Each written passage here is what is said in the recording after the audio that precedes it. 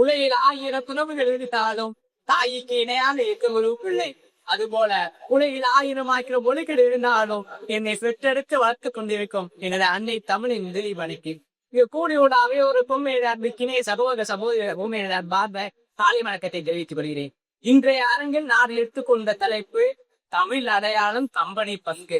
தமிழ் என்று சொன்னாலே பல ஆண்டுகள் கணக்கும் இன்றும் கம்பீரமாக எண்ணிக்கொண்டிருக்கிறது. அதை தொன்மையும் பழமையும் மாறாமல் இருந்து கொண்டிருக்கிறது.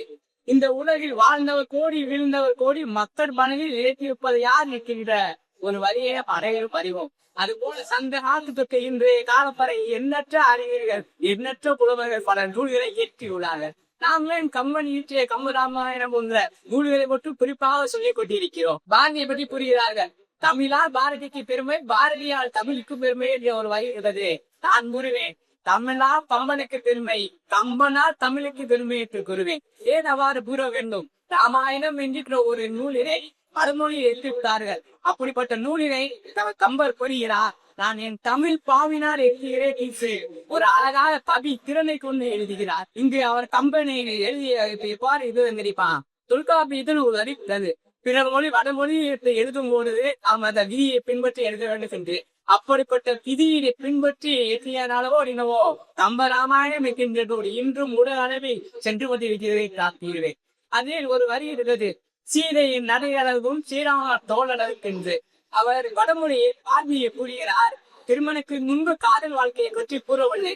ஆனாலும் கம்பர் கூறுகிறார், தமிழ் மரபில் ஒரு தலைவனின் தலைவி காதல் எவ்வாறு உள்ளது என்பதை இந்த இடத்தில் அவர் பதிவிக்கிறார். இதுதானே அவர் கம்பர் எழுதியக்கூடிய தமிழ் அடையாளம் பண்ணி சொல்லலாம். அவர் கூறுகிறார், போனோடு அயகலானும் பின் உங்கு குன்று சுடான் மகனோடு அலுவரானும் இம்முலை அன்பில் வருத அகநமர் காதலையா என்று இங்கு நட்பினையும் சகோதரத்துவத்தையும் பாராட்டுகிறார். என்னதான் அவர் அரசு குலத்தில் இருந்தாலும் பேடர் குலந்து இருந்தவரை சாதியின்றி அவர் எடுத்திருக்கிறார். இதுதானே அவர் கம்பனை எழுதிய கம்பனமாய் நாம் அனைவரும் படிக்கிறோம். மணிமேகரே அல்ல புரியாத அச்சய பாத்திரம் கிடைக்க வேண்டும் என்று அவர் கூறியிருப்பார். அது போல அல்ல புரியாத பல கருத்துக்களை கம்பன் இந்த இடத்தில் கூறியுள்ளார். அந்த கருத்துக்களால்தான் இங்கு ஒவ்வொரு பேச்சாளர்களும் கம்பராமாயணம் என்கின்ற ஒரு தூளின் மூலம் பல கருத்துக்களை நமக்கு வளைக்க வேண்டியிருக்கிறாங்க. இதுதானே கம்பர் இயற்றிய கம்பராமாயணத்தின் பெருமை என்று கூறலாம். இவ்வாறு பல காலத்தால் அறியாத காவியத்தை நமக்கு கம்பர் படித்துக் கொடுத்துள்ளார். அப்படிப்பட்ட காவியத்தை எப்பொழுதும் பின்பற்றுவோம் என்று எனக்கு வாழ்படுத்துகிறேன்.